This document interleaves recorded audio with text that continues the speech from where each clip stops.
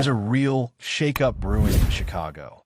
And if you're a Bears fan, you could feel it. This team is sitting at a crossroads with its offensive line, and the spotlight is burning hotter than ever on one position in particular: offensive tackle.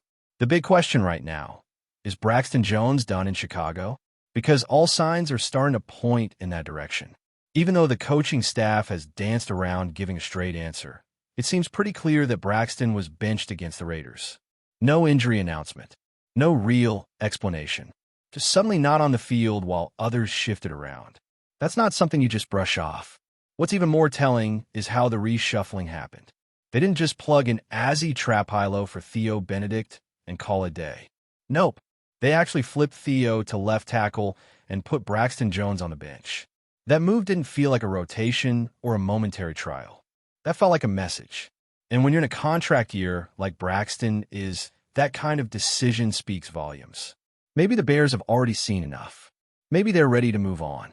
Now, let's not pretend Braxton Jones was lighting the world on fire before this. Even when he was healthy, he looked more like a stopgap than a long-term solution. He was serviceable, sure, but serviceable isn't enough when you're trying to build a dominant offensive line for a franchise that's investing everything into Caleb Williams. Maybe the front office is thinking, if there's not a massive gap between Braxton and someone like Theo Benedict, why not develop the guy who's already under contract for the next few years? That brings us to the other wild card here, Darnell Wright. The Bears' best offensive tackle by far. But he's been exclusively on the right side, both in the NFL and in his final year at Tennessee. Yes, he played left tackle the year before that. And yes, he absolutely has the physical tools and athleticism to make the switch. But let's be honest, flipping a guy mid-season, especially while he's nursing an elbow injury, that's no small ask. That's a serious gamble, especially when he's finally settling in and dominating on the right. But it seems like the Bears want Azzy Trapilo on the field, and if the left tackle experiment with him is over, which it seems to be based on their actions the last few weeks, then the only way to make room for him is to slide him in on the right. That means Darnell would have to move to the left. That means, in a perfect world, you're looking at a future where your bookends are Azzy and Darnell, regardless of who's on which side. But getting there, making that transition happen smoothly, is far from easy. Azzy got his first extended action against the Raiders, 40 snaps at right tackle. And while the PFF grades weren't kind, the eye test told a slightly different story. Once he came in, Max Crosby's chaos kind of cooled off. For a bit, anyway. Crosby still made some noise late in the game, but early on, Azzy looked like he could hold his own, at least for stretches. That's not nothing, considering Max Crosby is one of the best edge rushers in the league, and this was Azzy's first real NFL test. Now, let's talk about those grades for a second. PFF gave Azzy a pass-blocking grade of just over 30, which sounds awful, but he only allowed 2 pressures on 26 pass-block snaps. Meanwhile, Braxton Jones allowed the same number of pressures on fewer snaps and got a grade more than double that. So, clearly there's some nuance here. Maybe Azzy was getting beat even when it didn't lead to pressure. Maybe his footwork or technique looked shaky to the graders. Or maybe it's just one of those weird evaluation quirks that don't tell the full story. But what matters more is what the Bears saw when they turned on the film. And here's where things get interesting. Former offensive lineman Kyle long chimed in with a little love for Azzy on Twitter. He said the kid looked composed, had a plan in his past sets, and more importantly, understood when to help inside and when to peel off. That's the kind of awareness you can't teach overnight. And it lines up with what we've heard since OTAs, that Azzy is a smart, high IQ player. He knows the system. He knows where to be. And when you're trying to protect a rookie quarterback like Caleb Williams, that mental sharpness is huge. But potential and football IQ don't always translate to immediate success, especially against elite pass rushers. So the Bears are at this fork in the road. They've got a young tackle who looks promising but needs more reps. They've got a veteran in Braxton who hasn't lived up to expectations. And they've got a star in Darnell, right, who might be their best lineman, but could be asked to switch positions mid-season. It's a tricky puzzle. And with all of that going on, we haven't even touched on Caleb Williams' performance in this game. Look, it wasn't perfect. There were some rough stretches, a couple of missed throws, and a pick that was just weird. But if you watch the whole thing, especially that final drive, you saw why this team believes in him. Caleb looked calm when it mattered most. That throw to Rome in the third quarter, that was a laser. A throw with timing, anticipation, and confidence.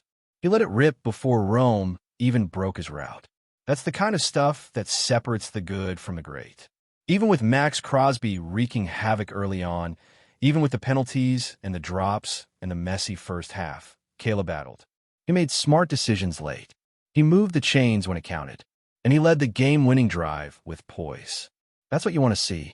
That's what you need to see if you're trying to turn this franchise around.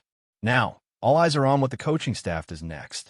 Do they go all in on the youth movement and give Azzy the right tackle job permanently? Do they gamble and move Darnell to the left side? Do they bring Braxton back and hope he bounces back after the benching? Or do they try some other combination like Theo and Azzy, even though that seems less likely? It's a big moment for the Bears. Every decision here affects not just the offensive line, but the development of their most important asset, Caleb Williams. Because if he's going to thrive, if he's going to take that next step and become the superstar they drafted him to be, he needs protection. He needs stability up front. And the Bears are still searching for the right formula. The offensive line questions are only part of the story coming out of that game, because another name that's suddenly under the microscope is Cole Kmet. And to be honest, it's probably the roughest game he's had in a long time. Maybe even the worst of his entire career when you put everything together. Not just one mistake, not just a couple of missed blocks. We're talking about a full-on meltdown where pretty much everything that could go wrong did go wrong. And the thing is, this wasn't a quiet, forgettable performance. These were loud, momentum-killing plays in critical moments that almost cost the Bears the win. Before that final drive, it felt like if the Bears were going to lose that game, a lot of fingers were going to be pointed straight at Cole. And he'd probably be the first to admit it, because he's that kind of player, accountable, team first, not one to hide from the spotlight. But there's no sugarcoating what happened. Two blatant drops, one of them on a perfectly placed seam route that could have set the Bears up inside the 5-yard line. That's a game-changing play right there. He also failed to secure a short check down later in the game, something that's usually automatic for a guy like him.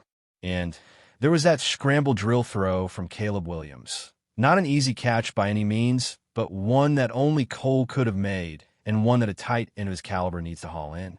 It hit his hands in stride and space. That's a play you expect your starting tight end to finish. And then came the penalties. 2 false starts. 2. One of them on a massive 4th-and-1 attempt that ended with the Bears punting the ball away instead of trying to move the chains. That's the kind of mental mistake that absolutely drives coaches crazy, and it came out of timeout, which just adds to the frustration. That's the kind of moment where veterans are supposed to be locked in, and he just wasn't. And look, no one's perfect. Everyone has an off day.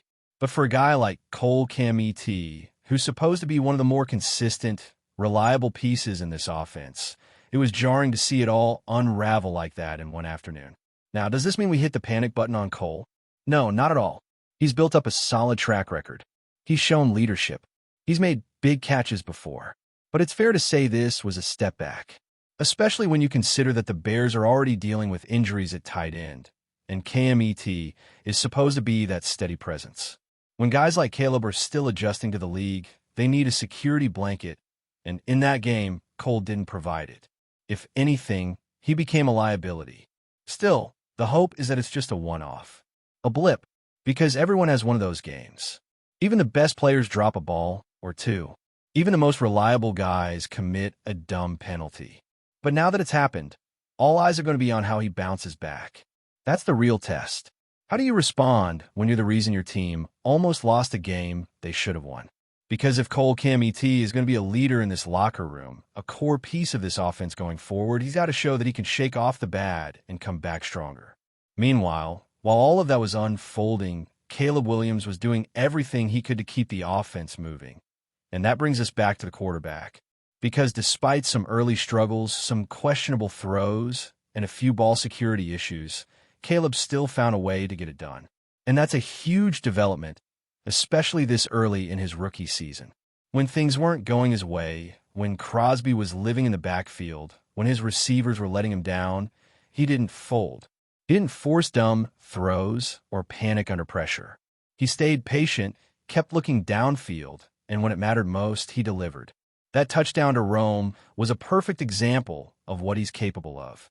You watch the play back, and you realize how early he let that ball go. Rome hadn't even made his break yet. That's anticipation. That's confidence. And that's elite-level stuff. Not every rookie makes that throw. Hell, not every veteran makes that throw. And when you've got a guy who can stand in there, take a hit, and still drop a perfect dime like that, it changes the way you think about building this team. You start realizing you don't need him to be great for 4 quarters just yet. You need him to be clutch. And that's exactly what he was. Now, the numbers won't blow anyone away. Just over 200 yards passing, 1 touchdown, 1 interception. The rating was below average, and the ground game wasn't particularly productive. But that stat line doesn't tell the full story. Because this was a game about guts, about resilience, about finding a way when things were messy. And Caleb passed that test. When you've got a guy like Max Crosby playing like a one-man wrecking crew, it's easy to get rattled. It's easy to start rushing throws or abandoning your reads. Caleb didn't do that. Even when things got hectic, he kept his eyes downfield. He looked poised. He looked like a leader. Sure, there were a few plays he'll want back. The fumble on the zone read. That weird snap exchange. The crossbody throw into coverage. You can't make a habit out of those mistakes. But again, this is part of the learning curve. These are teachable moments. And what matters is how quickly he processes them and adjusts. So far, you have to feel pretty good about where he is. And let's not forget, if Kmet makes even 1 or 2 of those catches, we're probably talking about Caleb throwing for close to 300 yards with a pair of touchdowns. Suddenly, the narrative shifts. But even without the big numbers, the command and confidence were there. So now the Bears head into the bye week with a whole lot of decisions to make. Who are the starting tackles going to be? Is Azzi Trapilo ready to take over permanently? Can Darnell Wright make the switch to left tackle on the fly? Is Braxton Jones out of the mix for good? And what about Cole Kmet? Is this just one bad game, or a sign that he's struggling to find his footing in this new-look offense? All of that is on the table. Ben Johnson and the coaching staff have a lot to sift through. They've got a week to review the tape, make adjustments, and decide who gives this team the best chance to protect Caleb and win games. And from everything they've said publicly, it sounds like nothing is set in stone. They're evaluating everything, every position, every rep, which is exactly what they should be doing. Because this isn't just about week 6 or week 7. This is about building a foundation for the future, figuring out who's part of the long-term plan and who's not. And with a quarterback like Caleb Williams at the center of it all, every piece around him matters just a little bit more. Every block, every route, every decision. The Bears are no longer just looking for temporary answers. They're searching for solutions that can carry them into the next era of Chicago. Before we continue, don't forget to subscribe to our channel and give this video a like. Your support helps us keep bringing you the latest updates on our Chicago Bears. And don't be shy. Drop your thoughts on the news in the comments below. In what could be the most shocking off-season move of the year, whispers have turned into headlines. Aaron Donald is reportedly joining the Chicago Bears. Sources close to the situation claim the star defensive tackle has agreed to terms, sending tremors through the NFL landscape. The Bears, a team long criticized for their inconsistent defensive line, could suddenly find themselves in the upper echelon of the league's front 7. While the details are still murky, insiders suggest that Donald's presence alone could completely reshape Chicago's defensive identity. The buzz around Halas Hall has been palpable, with coaches and players reportedly ecstatic at the prospect of lining up alongside one of the most feared pass rushers of the past decade. Rumor has it that his deal includes incentives tied to both sacks and Pro Bowl appearances, though nothing has been officially confirmed. Fans have taken to social media, speculating how Donald's arrival could alter matchups in the NFC North. Could he finally be the missing piece that transforms a solid defensive unit into an elite one? The chatter suggests he won't just be a game changer. He might be the kind of presence that forces opposing quarterbacks to rethink their entire approach. Analysts are already imagining the nightmare scenarios for offensive lines facing the Bears, picturing Donald wreaking havoc every down. Some skeptics question whether this is merely a strategic leak to generate excitement, but multiple league insiders insist that the move is all but done. If true, this signing would instantly position Chicago as a defensive powerhouse, capable of dominating games from the line of scrimmage outward. The rumor mills are running wild with projections of double teams, blitz packages, and an overall elevation in the Bears' defensive schemes. Whether or not the deal is finalized, one thing is clear. The possibility of Aaron Donald anchoring Chicago's front seven has NFL fans buzzing. The Bears could be on the cusp of a defensive renaissance, and all eyes will be on the Windy City as the league waits to see if this blockbuster move becomes reality. That's it for this update. If you enjoyed the video and want to stay updated with exclusive news about our Chicago Bears, be sure to subscribe to our channel and hit that like button. We can't wait to hear your thoughts in the comments. See you in the next video.